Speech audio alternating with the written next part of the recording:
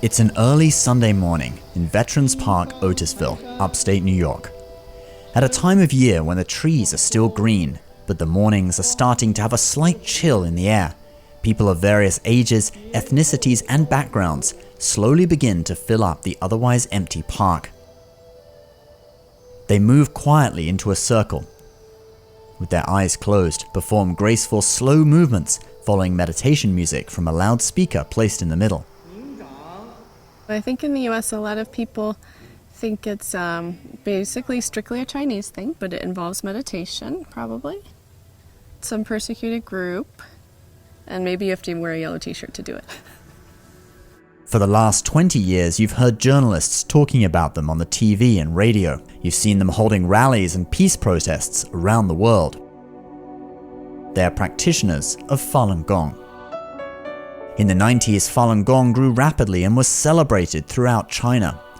By 1999, 100 million Chinese practiced, but for the past 21 years, the Chinese Communist Party, or CCP, has tried everything in its power to eliminate it. You know, the regime has spent billions and billions year after year trying to keep the lid on the Falun Gong issue. Only now, recently with the pandemic, have people seen the mask come off.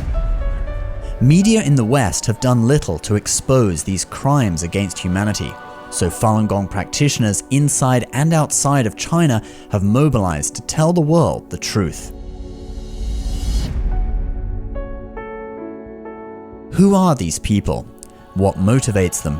And how might their struggle to expose the CCP have far-reaching implications for all of us?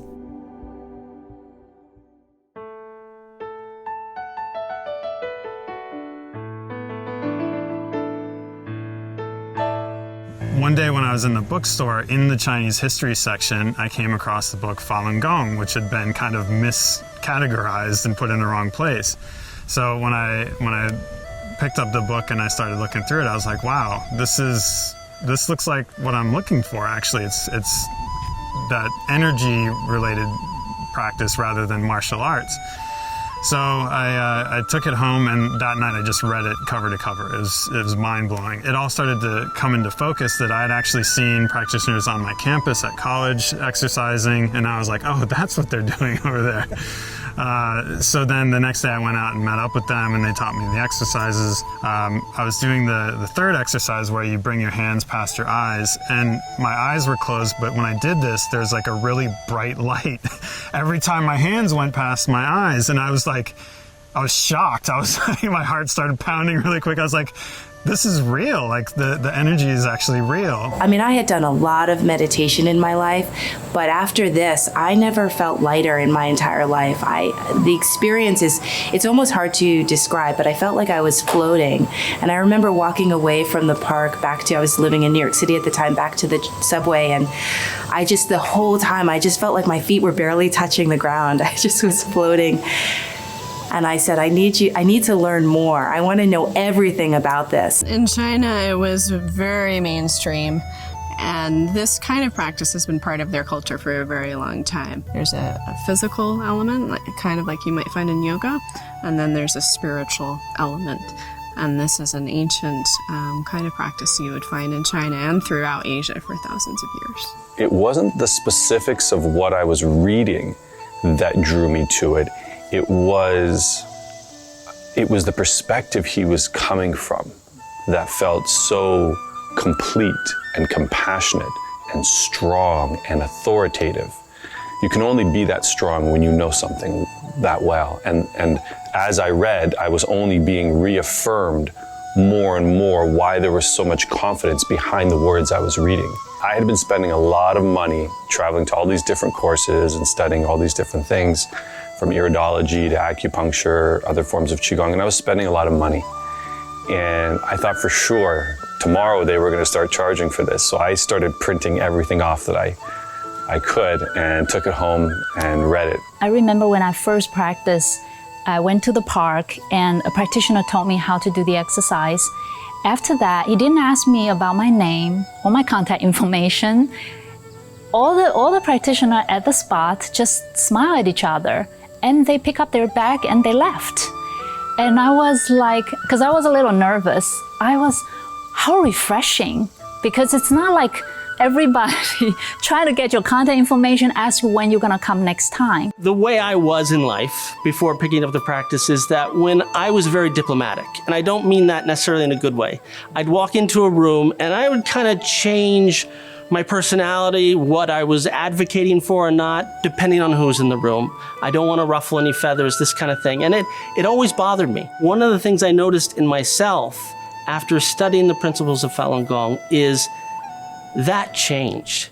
I could walk into a room and be very comfortable first starting from a principle standpoint. What do I think is right here? What do I think is wrong? And even if everybody in the room is sort of against it, or I look up to them and I don't want to, perhaps offend them, I was much more natural. It wasn't something I had to force. It was very sort of natural to say, folks, here's where I think we stand. And it sounds like a simple thing, but it's tremendously liberating.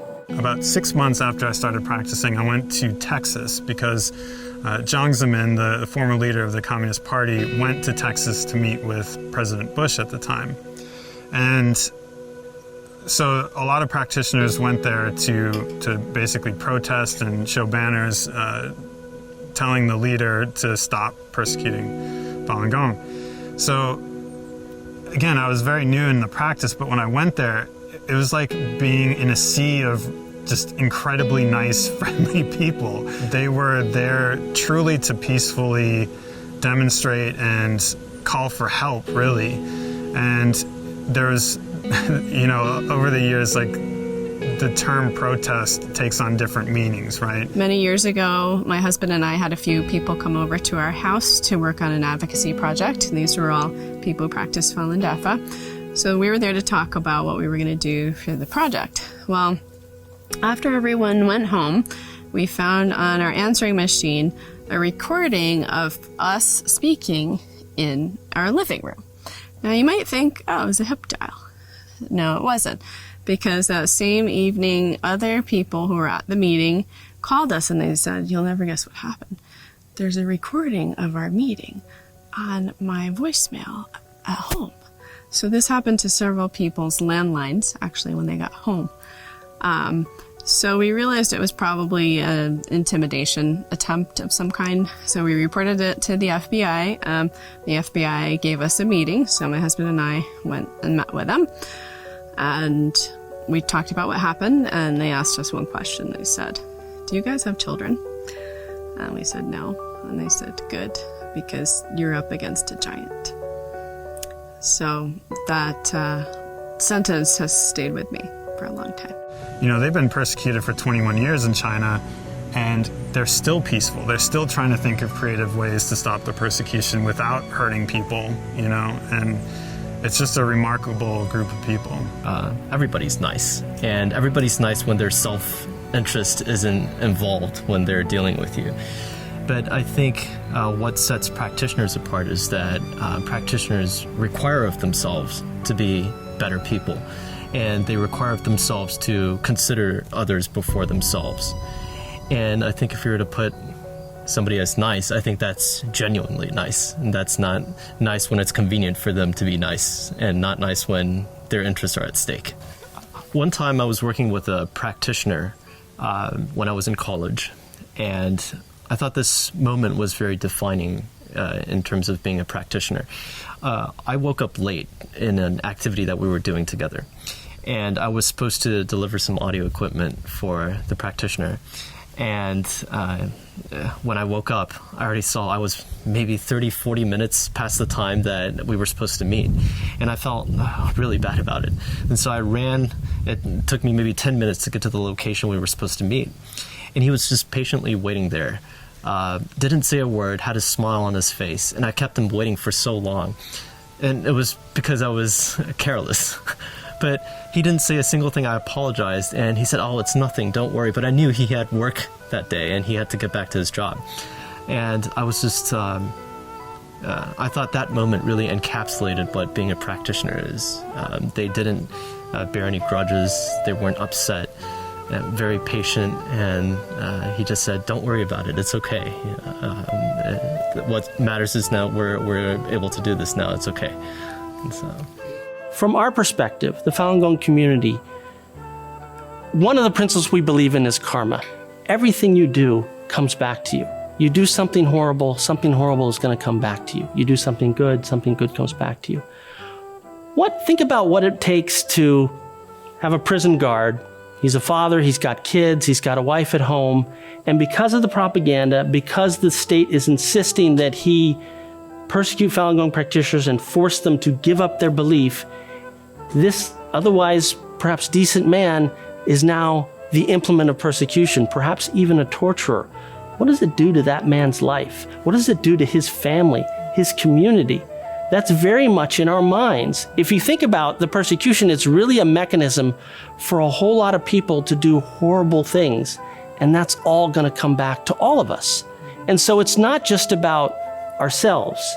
It is about that, but it's not just about that. It's also everybody who's been caught up in this, helping them break free from this entire system that is a persecution system set out by the CCP. Free the Falun Gong practitioners so they're no longer victims. Free the persecutioners so they're no longer implements of that persecution. Everybody's being victimized by this in one way or another, and that's the real motivation. There were 70 to 100 million people, Chinese people practicing Falun Gong. They had to justify this persecution. They had to get people to act the persecution out, to actually do the torturing, the arresting, and the turning in of practitioners. Because practitioners became good neighbors, good people, it changed people, right? Good workers, good employees, all of that.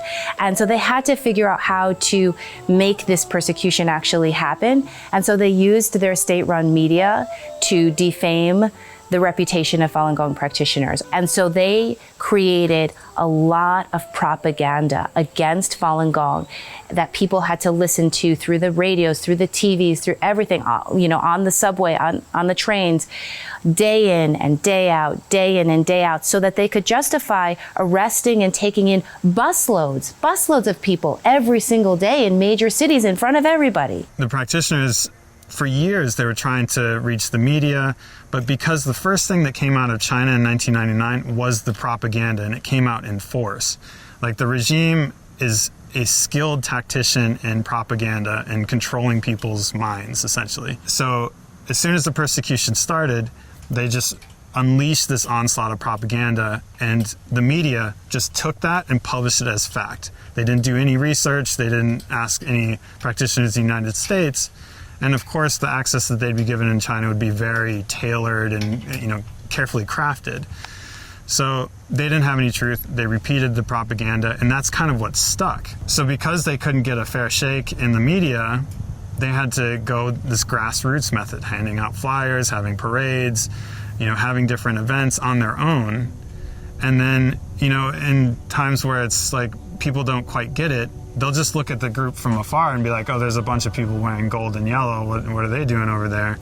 Or a lot of them are from China. They don't speak English, so they're having these rallies in Chinese. So it's hard for people to connect and relate to those things. So a lot of times the first impression is kind of what sticks with you. I'm very lucky because I speak Chinese fluently. So I had many opportunities to come across people from China at work.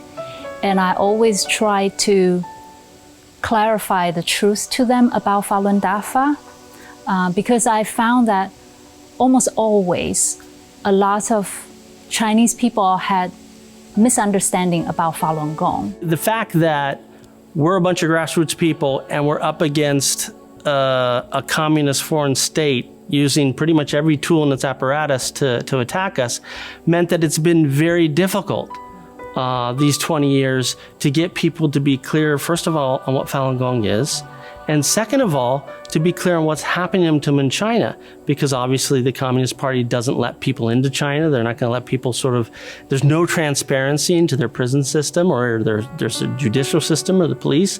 And so what they're doing is very, very veiled. And so it's been up to us, and it's also very heroically been up to the practitioners inside China who have been the ones who are literally going door to door in every single town, village, and city across China to explain to people what's really happening to Falun Gong. Practitioners' continued commitment to nonviolence and to love their persecutors is incredible. I mean, what everyone has been through, the amount of torture people I know have been through.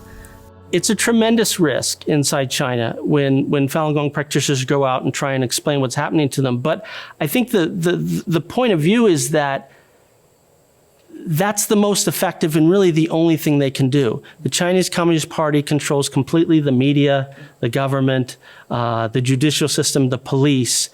But if enough people come to realize what Falun Gong is really about and what the persecution is really about, at some point, they'd stop doing it.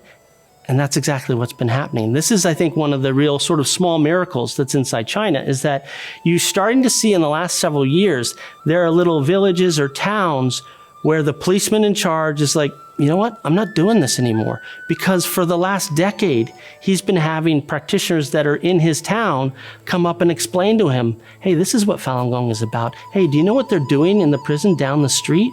Do you know who's torturing this person? You know, this person lost her son, this person lost their whole family. At some point, that reaches the human heart. As we know, communism was kind of an import into China. It's not part of Chinese culture, but unfortunately, that's the ruling party right now. And they don't allow faith, in many respects, but traditional Chinese culture involved a lot of faith elements. So it's helpful, not to view Chinese people or China negatively, and to remember that it was once a very glorious culture and civilization. And on some level, a lot of people still have that in them somewhere. But because of the regime that they have been under, they've been through a lot. It's helpful to be compassionate toward them as well, because they've been through a tremendous amount. Falun Gong is tremendously good for the world for a number of reasons. One is, if everybody tries to become a better person, your community gets better, your society gets better. It has this huge domino effect of where everything improves together. I believe it's important for people to know the truth of Falun Dafa because the free world is at stake. I think if you look at what practitioners are going through as a microcosm of what the entire world is experiencing right now, then it's critically important for people to understand what practitioners went through in the persecution of the last 20-something years and what the whole world would face if they're not careful and if they don't learn from the experiences that practitioners went through in the last 20-something years.